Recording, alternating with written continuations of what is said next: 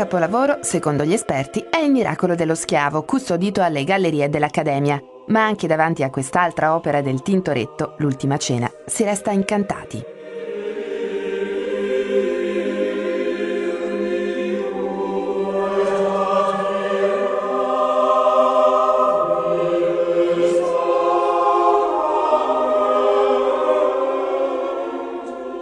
Ci troviamo nel laboratorio scientifico della Soprintendenza di Venezia presso l'Abbazia della Misericordia. Qui, da novembre, 5 restauratrici della CBC di Roma hanno lavorato al restauro di questa grande tela abitualmente conservata nella chiesa di San Polo e che ora verrà esposta assieme agli altri dipinti del Tintoretto alle Scuderie del Quirinale di Roma per un'importante mostra dedicata al pittore veneziano voluta da Vittorio Sgarbi e che resterà aperta dal 25 febbraio fino al 10 giugno. La cosa che noi abbiamo richiesto è che viaggiasse non rullato, perché rullare il dipinto è sempre un'operazione molto delicata. Essendo un dipinto appena restaurato, diciamo questo ce l'avrebbe in qualche modo anche permesso, nel senso che è stato appena riverniciato e monitorato e quindi a posto, però abbiamo chiesto che viaggiasse, diciamo, in sicurezza e non rullato, quindi è abbastanza complicato fare dei trasporti di opere così grandi, quindi ci siamo preoccupati che potesse viaggiare in sicurezza. Jacopo Robusti, detto il Tintoretto, dipinse l'opera a un olio su tela di oltre 5 metri per 2 tra il 1565 e il 1570, su commissione della Scuola del Sacramento della Chiesa di San Polo, e forse la figura intera che compare sulla destra del dipinto è proprio il committente. In ogni caso, l'opera raffigura l'ultima cena, proprio nel momento dell'Eucaristia. Qui Tintoretto, che è abbastanza innovatore nell'iconografia, rappresenta l'istituzione eucaristica. Quindi c'è Cristo che distribuisce il pane, come volevano i portati del Concilio di Trento, e anche un po' forse con questo atteggiamento delle braccia poi ricorda la crocifissione, in qualche modo riunifica in questo tema l'istituzione eucaristica e il suo destino in qualche modo. Ha dipinto anche altre ultime cene, però in particolare questa non rappresenta effettivamente il tradimento di Giuda, bensì l'istituzione dell'Eucaristia. Infatti è abbastanza particolare il fatto che il Cristo è in questa posizione centrale con questo atteggiamento molto benevolo.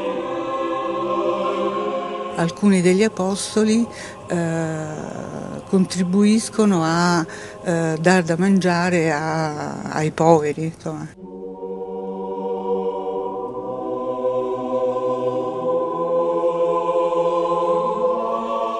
Il restauro, realizzato anche grazie al contributo di Cari Parma, che ha messo a disposizione circa 40.000 euro, è il terzo operato su questa tela. Il primo era stato effettuato alla fine del 1800 e il secondo nel 1972. Le condizioni, dobbiamo dire, inaspettatamente migliori di quelle che ci aspettavamo all'inizio, perché nella parte centrale dove c'è la cucitura, che tra l'altro è una delle cose che è stata sempre segnalata come un elemento, disturbante della visione del dipinto, c'era una specie di almeno ci sembrava un sollevamento, quindi temevamo ci fosse un problema di foderatura. La foderatura è quel supporto che viene posto dietro al dipinto per rinforzarlo in qualche modo. Pensavamo che tra la tela originale e la tela di rifodero ci fosse un sollevamento, quindi un problema più grosso di foderatura. Questo per fortuna, quando l'abbiamo tirato giù e ben studiato, è stato scongiurato. Quindi è stato essenzialmente un intervento di tipo pittorico, quindi è stato pulito, integrato e quindi ha recuperato molto nella cromia e nei rapporti proporzionali della figurazione, però non aveva un problema di supporto e questo ha reso tutto l'intervento più leggero in qualche modo. Devo dire che la tecnica che lui usa è molto particolare, cioè noi in realtà abbiamo lavorato anche sul veronese, però è diverso. Lui è molto più veloce come come modo di dipingere e insomma è abbastanza straordinario riuscire a lavorarci per capire e conoscere questa tecnica che insomma in realtà è la prima volta, quindi è abbastanza emozionante per me. Rosanna Coppola ha operato il restauro qui, nel laboratorio scientifico della Soprintendenza della Misericordia, una struttura nata dopo la grande alluvione e l'acqua alta del 66, proprio allo scopo di effettuare, oltre ai restauri, monitoraggi e indagini scientifiche sullo stato di opere e manufatti. Il laboratorio scientifico ha lavorato moltissimo sulla pietra, quindi proprio per le problematiche relative a Venezia, dove chiaramente i manufatti architettonici e l'altro settore, diciamo, su cui si lavora moltissimo sono i dipinti su tela e tavola. Pietra, ma anche carta, bronzi e legno. Peccato che la struttura conti solo un chimico, un biologo e qualche stagista. Potenziarla significherebbe non solo promuovere la cura del patrimonio artistico della città, ma anche offrire un'occupazione a tanti giovani senza lavoro. Ahimè, oggi ci lavora meno personale rispetto a quando è stato aperto, perché ci sono io biologa, c'è un chimico e poi abbiamo degli stagisti post laurea che si avvicendano, insomma.